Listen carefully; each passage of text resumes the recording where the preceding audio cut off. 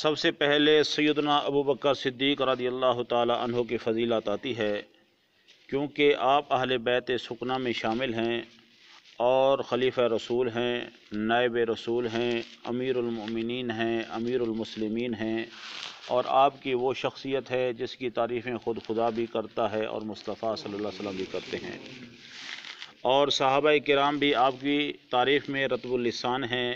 हर वक्त उनकी ज़ुबानें आपकी तारीफ़ में तर रहती हैं।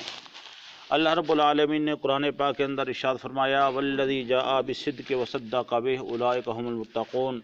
फरमाया वो जो सच लेकर आया और जिसने सच की तस्दीक फरमाई, उलाइका हुमुल मुत्तक़ून, रब ने फरमाया यही वो हैं जो मुत्तक़ीन हैं।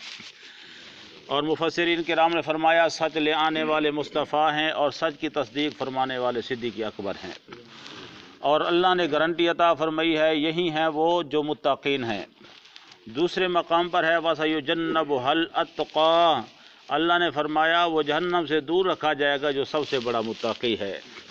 हज़रात मुकर्रम, ये आयत करीमा उस वक्त नाजिल हुई जब हज़रत अबू बकर सिद्दीक़ रज़ी अल्लाह ताला अन्हु नबी पाक सल्लल्लाहु अलैहि वसल्लम के ग़ुलामों को, जो ग़ुलाम हैं आप सल्लल्लाहु अलैहि वसल्लम के हुबदार हैं लेकिन माली हालत तो खस्ता है, उनको आज़ादी के लिए कोई राह नहीं नज़र आती, वो जुल्म व सितम सह रहे होते हैं, जुल्म व सितम बर्दाश्त कर रहे होते हैं।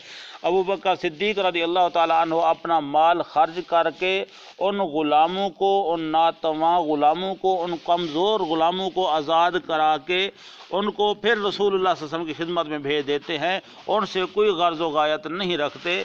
तो आपके वालिद ने भी मशवरा दिया, दूसरे दोस्तों ने भी मशवरा दिया, अगर ग़ुलाम ख़रीदने हैं तो कोई ताकतवर ग़ुलाम ख़रीदो ताकि तुमको कल को कोई फ़ायदा भी हो, नफ़ा भी हो। आपने फरमाया यार मैं अपने नफ़े के लिए नहीं बल्कि रज़ाए खुदा के लिए और रज़ाए मुस्तफ़ा के लिए ग़ुलाम ख़रीदता हूँ। हज़रात मुकर्रम, दुनिया ताना जनी कर रही थी लेकिन रब ने फरमाया वसयुजन्नबुहल अत्क़ा, फरमाया जिस पर तुम ताना जनी कर रहे हो ये वो मुत्तकी है। एक होता है मुत्तकी, एक होता है यानी सबसे बड़ा मुत्तकी। अल्लाह ने फरमाया वसयुजन्नबुहल अत्क़ा, बड़ा मुत्तकी। हज़रात मुकर्रम, रब ने फरमाया जहन्नम से दूर रखा जाएगा क्योंकि ये जो भी खर्च कर रहा है सिर्फ अल्लाह की रज़ा के लिए कर रहा है। मेरे भाइयों, रब ताला ने हज़रत अबू बकर सिद्दीक़ रज़ी अल्लाह ताला अन्हु को मुत्तकी फरमाया और बड़ा मुत्तकी फरमाया। और मेरे नबी पाक सल्लल्लाहु अलैहि वसल्लम ने फरमाया दुनिया के अंदर जितने लोगों ने भी मुझ पर एहसानात किए हैं मैंने सभी के एहसान उतार दिए हैं सिवाय अबू बकर सिद्दीक़ के। और कल क़यामत के दिन जब हिसाब होगा तो मैं अबू बकर को रब की बारगाह में पेश कर दूँगा, इनके एहसानों का बदला रब्बुल आलमीन खुद उतारेगा, इनको बदला खुद अता फरमाएगा। अब आप हजरात के सामने चंद अब वो रिवायात, वो अहादीस मुबारका आप हजरात के सामने फ़ज़ाइल अबू बकर सिद्दीक़ के ज़िमन में पेश करने लगा हूँ, जो कि अफराद अहले बैत अतहार से मरवी हैं। अहले बैत अतहार आक़ाए दो जहाँ सल्लल्लाहु अलैहि वसल्लम की आले पाक, औलाद पाक हज़रत अबू बकर सिद्दीक़ रज़ी अल्लाह ताला अन्हु की तारीफ़ कैसे करती थी। हज़रत सालिम बिन अबी जादा रज़ी अल्लाह ताला अन्हु से रिवायत है कि वो फरमाते हैं कि मैंने हज़रत मोहम्मद बिन हनफिया से पूछा कि क्या अबू बकर सिद्दीक़ इस्लाम कबूल करने में सबसे अव्वल थे? उन्होंने जवाब दिया नहीं। मैंने कहा फिर अबू बकर सबसे ऊपर और आगे कैसे चले गए? कोई आदमी उनके सिवा किसी का नाम नहीं लेता।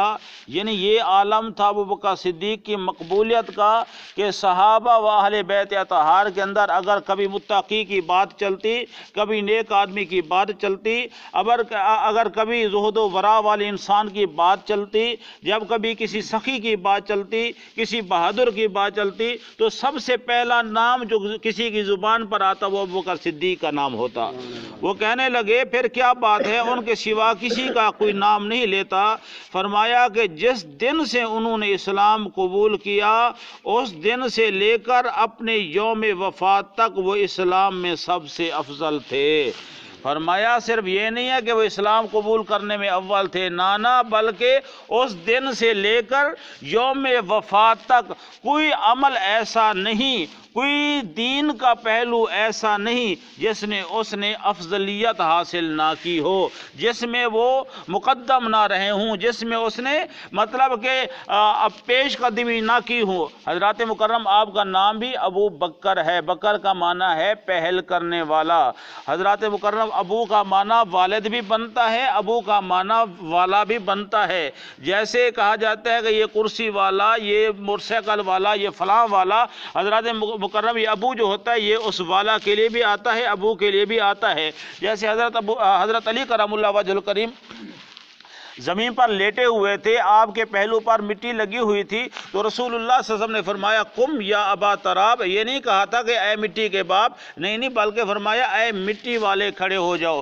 حضرات مکرم اسی طرح ابو ہریرہ کا نام جو ہے بلیوں والا، بلیوں کا باپ نہیں ہے، بلکہ ابو ہریرہ کا مطلب ہے یعنی باپ بھی بنتا ہے، لیکن اصل معنی یہ ہے کہ ابو ہریرہ کا معنی ہے اے بلیوں والے۔ اور ابو بکر، بکر کا معنی ہے پہل کرنے والا، اور یہ آپ کا کنیت ہے، یہ آپ کا نام نہیں ہے۔ حضرات مکرم ابو بکر آپ کی وہ جو کنیت ہے، لقب ہے، یہ اتنا مشہور ہے کہ ہر کام میں جو پہل کرتے تھے، ہر کام میں آگے نکل جاتے تھے، اس کا نام ہی ابو بکر پڑ گیا، یعنی پہل والے۔ اور یہ روایت بھی یہی کہہ رہی ہے کہ وہ اس دن سے لے کر اور یوم وفات تک وہ ہر کام میں افضل رہے۔ امام محمد باقر سے روایت ہے کہ انہیں کسی نے بتایا کہ فلاں آدمی نے میرے پاس بیان کیا ہے کہ امام زین العابدین نے اس آیات کے متعلق وَنَزَعْنَا مَا فِي صُدُورِهِم مِّن غِلٍّ إِخْوَانًا عَلَى سُرُرٍ مُتَقَابِلِينَ کے متعلق فرمایا ہے کہ یہ حضرت ابو بکر صدیق، عمر فاروق اور علی المرتضیٰ کرم اللہ تعالی وجہ الکریم کے بارے میں نازل ہوئی۔ انہوں نے امام محمد باقر یعنی امام محمد باقر نے فرمایا خدا کی قسم یہ آیات انہی کے حق میں نازل ہوئی۔ حضرات مکرم یعنی ایک بندہ حضرت امام محمد باقر کے پاس آ کر تصدیق کرتا ہے کہ جناب یہ آیات کریمہ میں نے کسی سے سنی ہے، وہ کہتا تھا کہ میں نے امام زین العابدین سے سنا ہے کہ وہ کہتا ہے کہ یہ آیات کریمہ ابو بکر صدیق، عمر فاروق اور علی المرتضیٰ کے بارے میں نازل ہوئی۔ تو آپ لیٹے ہوئے تھے، جب انہوں کی یہ بات سنی آپ اٹھ کر بیٹھ گئے، قسم ارشاد فرمائی، فرمایا خدا کی قسم یہ آیات کریمہ انہی کے حق میں نازل ہوئی۔ اور آگے آپ نے وجہ بیان فرمائی کہ کب اور کیسے مطلب نازل ہوئی۔ وہ آنے والا شخص کہتا ہے کہ حضرت یہ انہی کے حق میں کیسے نازل ہوئیں؟ وہ کون سا کینہ تھا جس کو یہاں پہ ختم کیا گیا ہے؟ آپ نے فرمایا وہ جہلیت کا کینہ تھا۔ زمانہ جہلیت میں بنی تیم اور بنی عدی، بنو ہاشم کے درمیان جو قبائل کے اندر رنجشیں تھیں، ان کے درمیان جو کچھ اختلافات تھے، جب ان لوگوں نے اسلام قبول کر لیا تو اللہ تعالیٰ نے یہ لوگ ایک دوسرے سے محبت کرنے لگے۔ حضرت ابو بکر صدیق کے پہلو میں درد اٹھا تو حضرت علی رضی اللہ تعالیٰ عنہ اپنے ہاتھ کو گرم کر کے حضرت ابو بکر صدیق کے پہلو کو سینک کرنے لگے تو یہ آیات کریمہ نازل ہوئی۔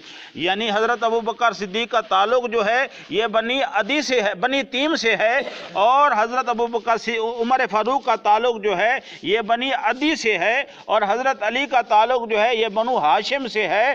حضرات مکرم جب اسلام قبول کر لیا سب شیر و شکر ہو گئے، تو ایک موقع ایسا بھی آیا کہ ابو بکر صدیق کے پہلو میں یعنی پاسے میں درد ہے، اور حضرت علی کرم اللہ وجہ الکریم اپنے ہاتھ کو آگ کے قریب لے جاتے ہیں۔ جب وہ ہاتھ گرم ہو جاتا ہے پھر اس ہاتھ سے ابو بکر صدیق کے پہلو پہ ٹکور کرتے ہیں، اس کو سینک دیتے ہیں۔ پہلے کہاں نفرتیں تھیں، آج دوسرے کا درد برداشت نہیں کیا جا رہا، ایسی محبت پیدا ہو گئی تو اللہ تعالیٰ نے یہ قرآن پاک کی آیات کریمہ نازل فرمائی وَنَزَعْنَا مَا فِي صُدُورِهِم مِّن غِلٍّ إِخْوَانًا عَلَى سُرُرٍ مُتَقَابِلِينَ۔ اللہ نے فرمایا ہم نے ان کے دلوں کے اندر جو کینے تھے وہ سب کھینچ لیے اور ہم نے ان کو بھائی بھائی بنا لیا، وہ تخت پر ایک دوسرے کے آمنے سامنے بیٹھے مسکرا رہے ہیں۔ یہ آیات کریمہ کا معنی کا مفہوم ہے۔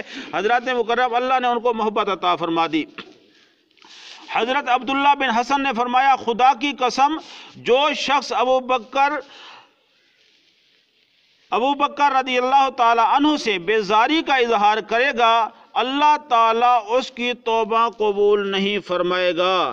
فرمایا وہ تو میرے دل میں رہتے ہیں اور میں ان کے لیے اللہ تعالیٰ سے دعا کرتا ہوں تاکہ مجھے ان کا قرب نصیب ہو جائے۔ حضرات مکرم یہ کون کہہ رہے ہیں؟ امام حسن مجتبی جو مولا علی کی پگ کے وارث ہیں، ان کے بیٹے کہہ رہے ہیں، حضرت عبداللہ بن حسن۔ کیا کہہ رہے ہیں کہ جو شخص ان سے بیزاری کا اظہار کرتا ہے، یعنی حضرت ابوبکر صدیق سے محبت نہیں کرتا، فرمایا اللہ تعالیٰ اس کی توبہ بھی قبول نہیں فرمائے گا۔ بلکہ ایک روایت کے اندر یہ بھی آیا ہے کہ حضرت ابوبکر صدیق کے لیے جب غار ثور میں پانی کا چشمہ پہنچایا گیا تھا، آپ صلی اللہ علیہ وسلم فرمایا ابوبکر جانتے ہو یہ چشمہ کہاں سے آیا ہے؟ آپ نے عرض کی یا رسول اللہ صلی اللہ علیہ وسلم میں نہیں جانتا یہ چشمہ کہاں سے آیا ہے۔ آپ نے فرمایا کہ جب تو نے مجھ سے پانی مانگا تو اللہ تعالیٰ نے جنت کی نہر کا رخ جو ہے وہ غار ثور کی طرف پھیر دیا ہے۔ حضرت ابوبکر صدیق رضی اللہ تعالیٰ عنہ رونے لگے، عرض کرنے لگے یا رسول اللہ صلی اللہ علیہ وسلم کیا میرا یہ مقام ہے اللہ کے نزدیک؟